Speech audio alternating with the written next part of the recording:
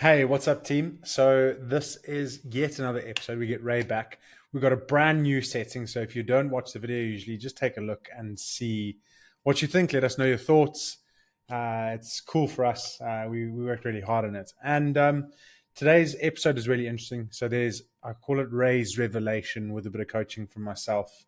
And obviously it's really good for self-reflection. So take a listen and see if the revelation I'm talking about here is as obvious to you as it was to me, because I was listening back to this and reading the transcript, and I was like, it's really good to reflect on how that conversation between me and Ray actually plays out in so many different people's lives. So I hope you get as much out of this as we ended up doing. It's a lot of natural conversation, just back and forth, and we also talk about some challenges. Cheers. Right. Welcome back to the Identity Human podcast with your hosts, Ray and Don. Yeah, I'm excited to be in our new let's talk about it. So Ray was like, what's the topic tonight? And I was like, well, it's pretty obvious what the topic is tonight. Oh, and look, how's this for like on point, high production value? I thought it was just in case my brain couldn't quite piece it together. I use sticky stuff to keep this camera up. Okay. Talk to me about the studio. I mean, okay, so if you guys are listening, you're not watching, behind us is now these black soundproofed tiles. Half of them come from Temu. Unfortunately, sorry, I did go down that route. I got suckered in. And then the other half come from reputable sources. And our camera just fell. Don't worry about it. Don't just leave it. No, I want to get it. There we go. We've got a whole cool setup going on here. So I know at the beginning of this whole thing, I said this will be the world's most popular unproduced podcast, but I'm sure it's going to be the world's most popular badly produced podcast with cameras falling and Ray's going out of shot and making me do this all on my own. No, but in all seriousness, so we did spend, so it was a Saturday. Yes, it was this weekend. So it was Saturday. Yes. It was like one of those moments where you just go with the flow. And Ray was like, we created a podcast studio, and your dad put up. Oh, that was last weekend. So last week, not the one that just passed on before. We were like, we're going to do a podcast studio, and we're going to order everything we need, and we're just going to go for it. And just by the way, I've been hinting at this for like months. So, yeah. Then we got a big wooden board up behind us because there was a window here. And didn't paint it black, did you? No, just but I painted the sides black, and we're going to be painting this whole room black. Because right now we've had to zoom right in on us. So you just get the nice black background. But once we've painted more of the room black, we'll be able to get more of like a perspective and angle on this. I believe what we're doing right now is breaking the fourth wall. So like if you're tuning in and you're expecting to just watch two people talking, like we want to involve you. That's the whole point of the journey. So we've got this light. I'm not really sure if it's going to work. We've got a light down there, which is really cool. And we've got some lighting behind there. Once that's all painted, we'll be able to get some better shots. And this will become like the recording studio, not just for the podcast, but say for videos and everything. I think it'd be useful. Or for when we run the challenge, if you want to be like high energy, you could stand up and deliver the challenge. Yes, that means I got to get a better setup there then. Yeah. Yes, yeah, it's all on the way. There's lots of exciting things happening. But let's talk. I mean, there are lots of exciting things happening. I'm really determined to make sure that we're doing like Identity Human as like a main focus.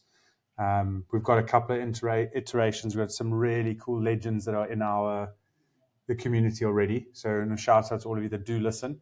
But what's next? What are the challenges that we're facing now? Business-wise, personal-wise. Which one comes up? That's the most important one. Which one comes up? My brain, it's not about which one comes up. My brain's like in like the business identity human space and what our current challenges are. Okay, go for it. By the way, just general life challenges. I've had a few people that I talk about you to them. They just go, Ray is unreal with how she goes about things. So I just wanted to compliment you in front of everyone too. Oh, thank you.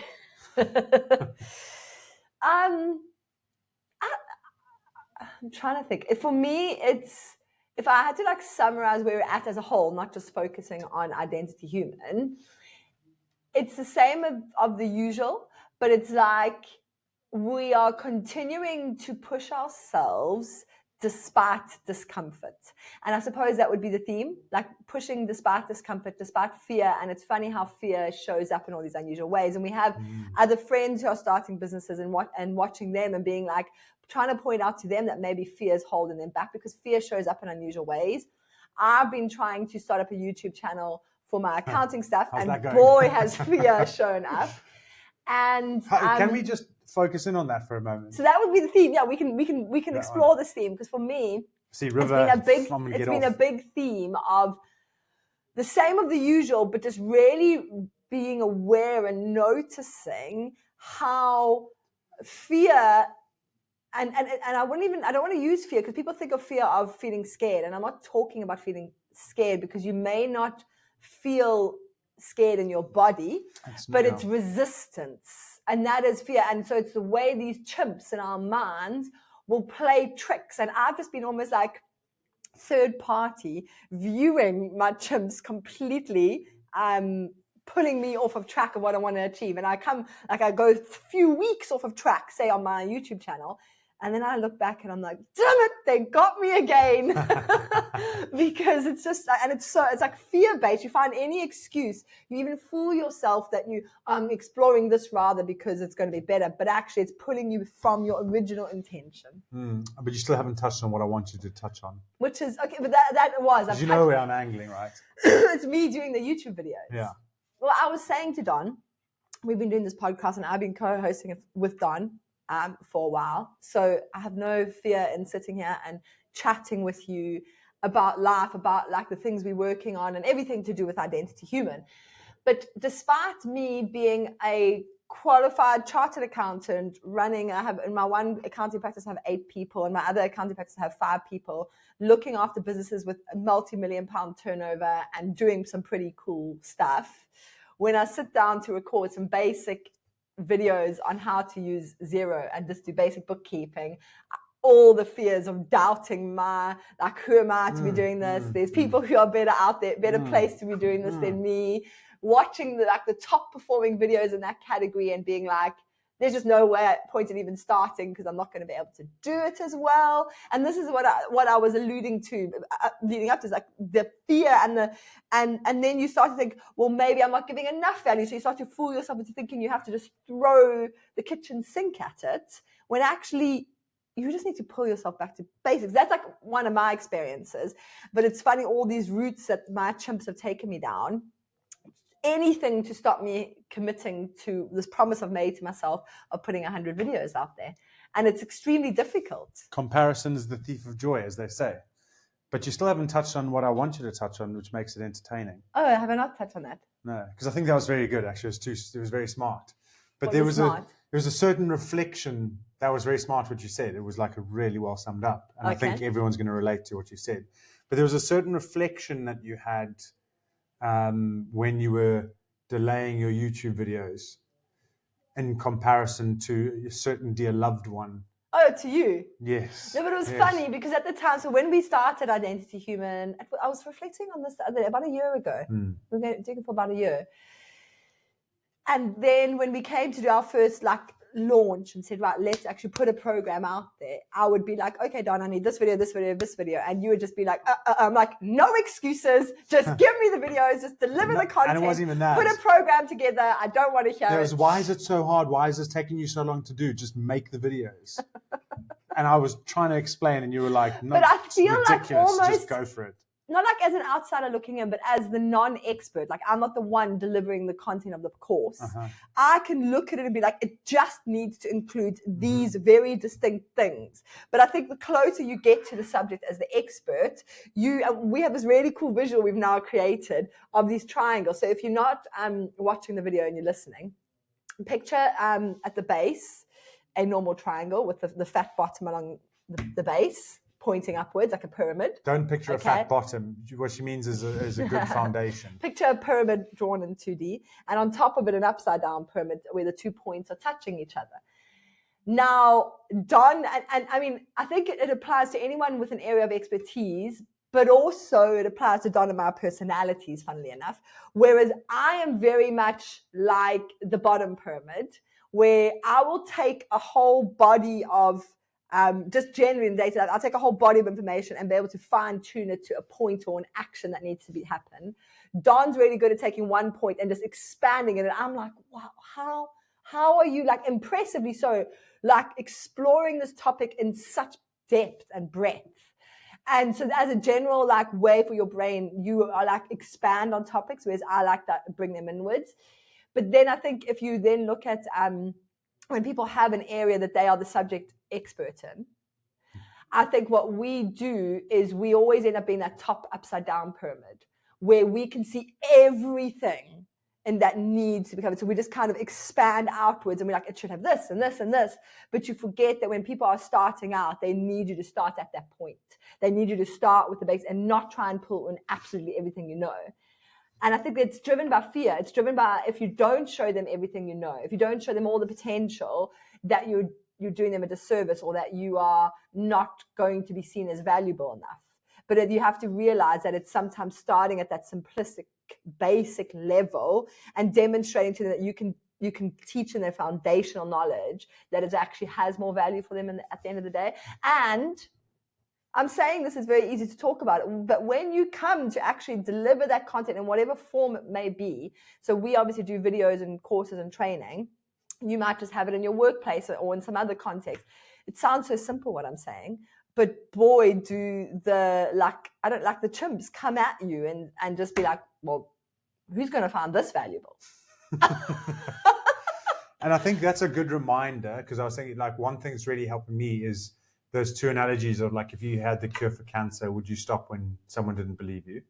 You wouldn't. Or the other way analogy you have is like if you were walking around with a gold bar. You've just stolen my second analogy. Sorry. We obviously talk a lot. Carry on though. You're on the right so one. your cancer one is great. And then the other one Don always reflects on is like the gold bar. Imagine you walking around with a gold bar worth £10,000, $10,000. And you are literally offering it to people and they're saying no. Would you be embarrassed because they said no? Would you laugh at them? Or you would laugh. You would laugh because you know that you have this incredible value. And it's about having that self-belief in what you're delivering. Well, I think it's one step first before that is like, it's not even in what you're delivering, it's in yourself. And I think that's where we miss is like, I think if you had that, if you knew that like, it's not necessarily your YouTube video, it's you, that you knew people coming for you, you'd value that. And like, you would just put yourself out there no matter what. But I think that like the YouTube video or Identity Human is like, there's one step before that we always miss.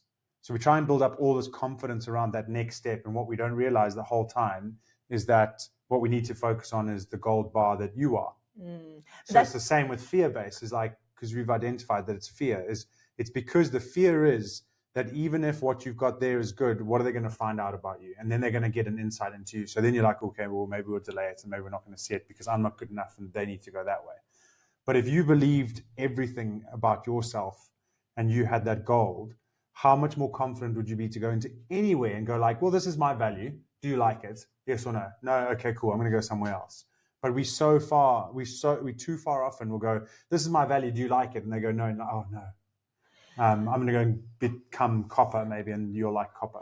But there's two observations. That firstly, I feel that believing that you're the gold bar with value, that takes a lot of work and ongoing. Like I don't even believe that about myself, and I feel like we've been working on ourselves for years. And I'm like, I always feel that when I put something forward, it's the thing I'm putting forward. I don't see the value in myself per se. Yeah. And then there's also my second thought that layers onto that is there's this barrier that if you get to the point that you do actually genuinely believe you're valuable, does it not become the point where your ego is too big and you're like, well, I've got value no matter what? How do you stop that? But why would you attribute confidence to ego? I don't know. Just my mind, if someone thinks they're so valuable no matter what, you're kind of like, well, you're not valuable anything you do. So then I think that there's two separate ones. If someone says I'm valuable no matter what, and there's an overconfidence and actually they're way out of their depth, that's ego. Whereas the other one is, think about your strongest mentors that you listen to. Like they will still have, I know that I've got value. They're not arrogant about it. They're just confident. And confidence isn't ego. And I also think ego is a neutral, like we have to have it. Yeah. What was your first point that you said? That it's something like it's I totally get the principle of what you're saying, that you must see value in the thing you're delivering, but actually there's a step before that and realizing that there's value in you. Yes. I get it. I'm like, yes, agreed. But I feel like even after years of working on my self-identity, it's not something that sits there for me. So I've got a question for you. How many years have you been working on yourself? 2 or 3 years. How many years have you been alive? I know. But Well, no, is this a helping someone forever else. job? 36 years. It's a forever process, right? So it's 36 years, and you think that in 2 years you would have done enough work to completely change around 34 years worth of conditioning that may not or may have been intentional to undermining your self-value. But are we saying then that for us to be able to put ourselves out there, we have to work on the value we see in ourselves? But that's going to take us years to get to. Yeah, but every Decades. year you work on it is a year more than you would have had if you don't do that. So we could focus fully on what the course delivers, and that's never going to change who you are. So there will come a point where who you are gets more and more exposed because the course starts to do well. And at that point, are you able to step up and show your value? Because at that point, you've built up thousands of people that are going to be at the conference waiting to listen to you. And if you're not confident then, you're not just letting yourself down, you're letting all of them down. Yeah. Because you haven't built up yourself to withstand the privilege that comes with the ability to have inspired enough people to come to want to watch you. And I think that's why it is, I use this in business sense. That's why I want that confidant service to work. Why I'm like, unless the person at the top has got their stuff together, there's no point in trying to grow the business. Because if the business grows, that's great. But there will come a time where the pressure gets really great, the stress gets really great. And if this person hasn't made sure that they're staying in line or above on that business, what happens then?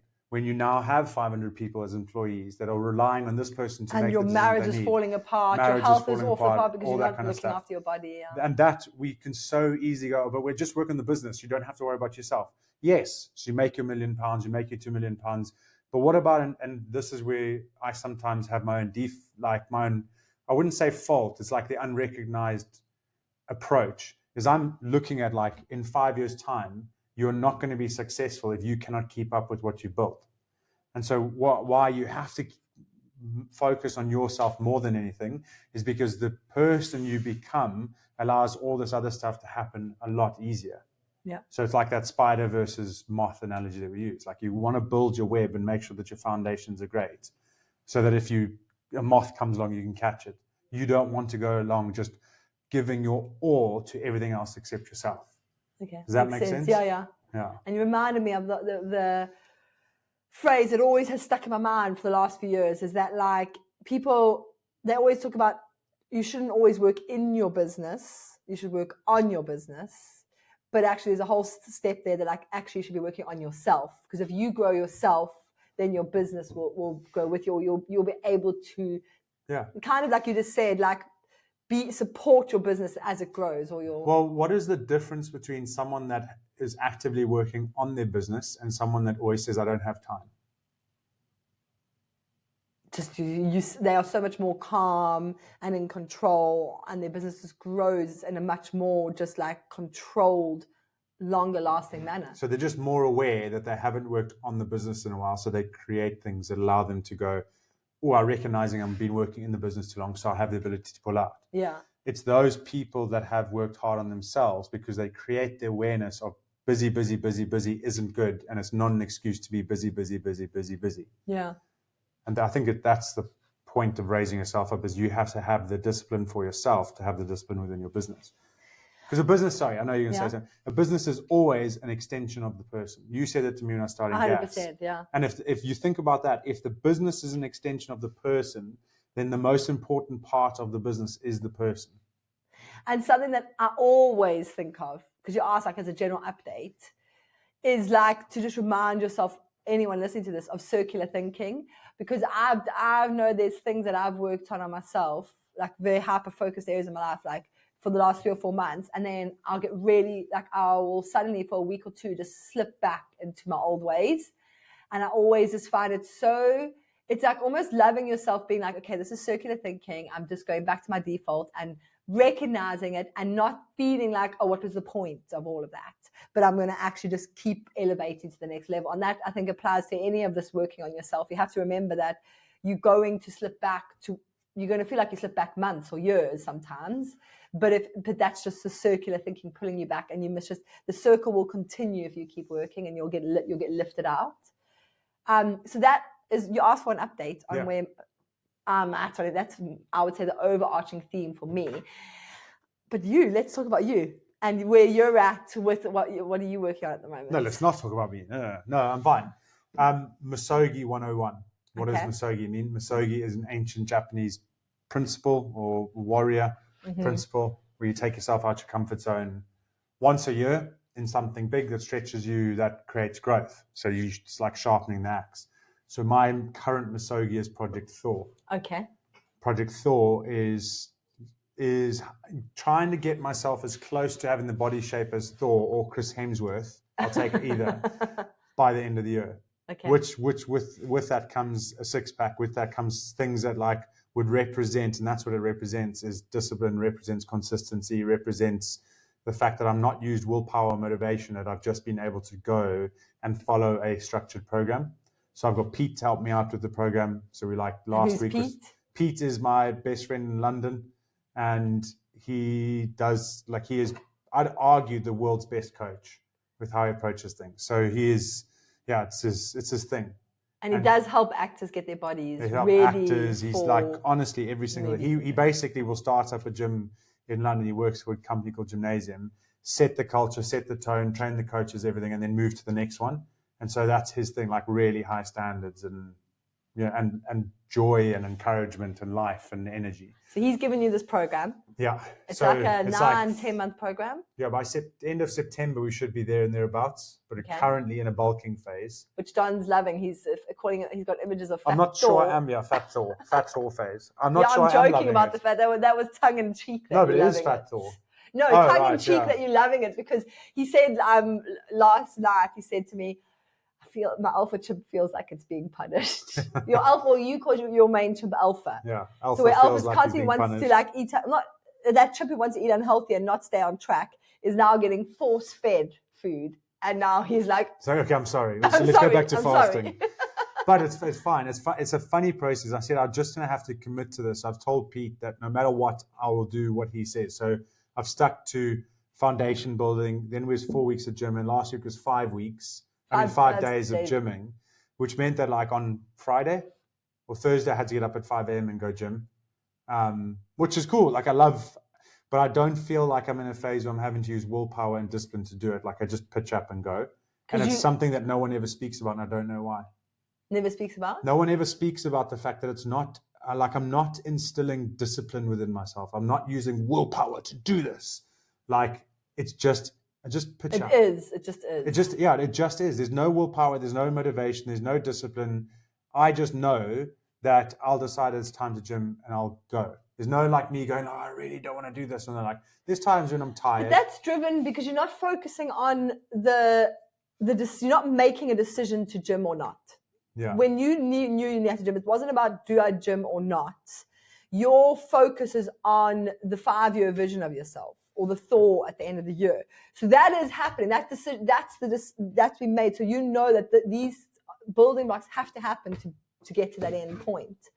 And so it's almost like that's. Would you agree? No, I agree. But I want to help more people find that, because it makes the process a lot easier.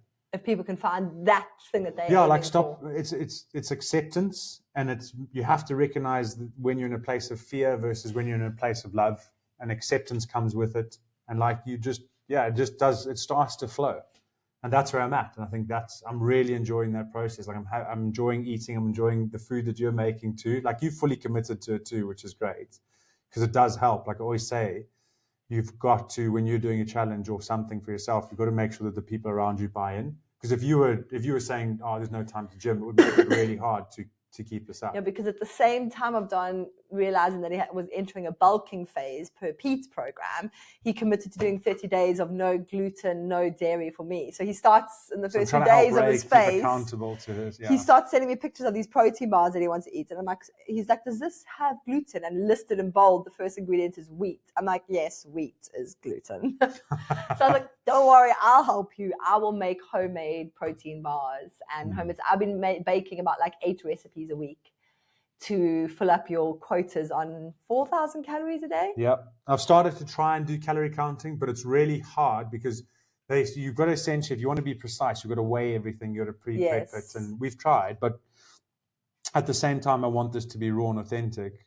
because I'm documenting everything. So you like, if you guys listen to this and you want to try Project Thor, like it's being made as I do this. So by the end of the year, you'll see we'll have some recipes that will have the calories, some that I'm just using my fitness pal, whatever it's called, and uploading and just making sure I'm getting there and thereabouts in the 4,000. Basically, if I'm full, I know I'm eating enough. If I'm not full, I go and eat. And so if I shoot over, then it's fine. As long as I'm gaining weight, and by the next, I've got 4 more weeks to gain 3 more kgs, which should be fine. That gets me to like 117 kilograms. How many kgs have you already gained? 4. Okay, so you're more than halfway. 3.5, yeah. So, but the heaviest I was ever in rugby was 117 for like 2 weeks. That was like the heaviest. And what are you now? 114 and a half. It's like I'm almost at like where I was prime in my rugby. I thought you would have lost weight. I didn't realize you were so close to your When heaviest now? rugby. No, I went down. I was 109 just before I starting started. this challenge. Yeah, I was 109 when I started, or between 111 and 109. Okay. And remember, like London Marathon, I was down to like 106. Oh, were you? Yeah. Okay. So it's been like this weight journey. Okay. Yeah, and then we also are. That'll be the last thing we can let everyone get back to their lovely day. Is there are people over there. I know you got distracted by them. That's fine. Yes. We're doing the next challenge is coming up. Oh yes. But what's changed this time? We've decided because so the challenge. Let's talk about what the challenges are in case you haven't heard of them before. So like a mini Muso-gi. Mini Muso-gi. I was thinking we should change it. The Muso-gi 5-day challenge. Don has an unshakable program, which is a really cool program that people go through. We're getting amazing results with our what would you call them? Cohorts, yeah. Humans. But as a kind of taster to that program, but also just to inspire people, if you're listening to this podcast and want to know what you can do more, like to take some of these principles and actually put them into action and see some of these results, we run a challenge about once every 3 or 4 months. And up till now, we've run about 5 or 6 challenges and got some amazing feedback, but it's been free to join, which is great. But our problem is that we were getting, I forget the exact numbers, but about 400 people signing up to the challenge, and then only 80 actually participating in the Facebook group, and even less during the video calls. And we deliver, excuse my bit of swearing here, so can block any kids' ears, but we deliver a shit ton of value in that challenge. And like genuinely, we get so many inbox messages from pretty much everyone who participates, because we only get like from the 400, so many less who participate, just saying how life-changing it's been, and they cannot believe, and just like these incredible inbox messages. And we get people repeating. People repeat it again and again, and it's been free up till now. But we just feel like one of the key phrases that we've learned in this like digital course world is that the transformation, because we all like the idea is you're coming here to change something in your life, so to transform something. The transformation begins with the transaction. So it's almost like people say, yes, I want to make this change. They sign up to the challenge, and then life gets busy and they're like, oh, well, I'll just park those emails. Whereby getting people to pay a small nominal value, so we put it at $29, which is like 22 pounds. And we've put it in dollars because that's like universal currency to understand, even though we're based in the UK. But charging just over 20 pounds or $29, it gets people to just be like, okay, like I value myself in this transformation, so I'm going to put a bit of money behind it, and it makes people more accountable. So that's the change. The challenge is the same. We've got a few other layers that we're adding in to kind of like where we've got feedback, or to try and make it even more high impact.